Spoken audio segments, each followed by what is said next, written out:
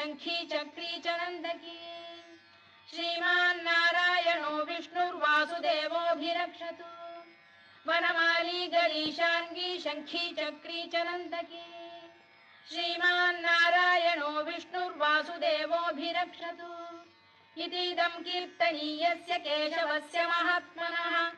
नाम्नां सहस्रं दिव्यानामशेषेण प्रकीर्तितम्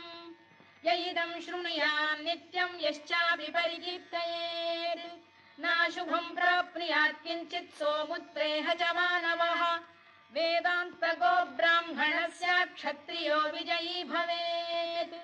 वैश्यो धनसमृद्धः स्यात् शूद्रः सुखमवाप्नुयात्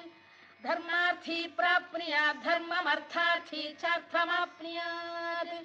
कामानवाप्नुयात् कामी प्रजार्थी चाप्नुयात् प्रजाम् भक्तिमान्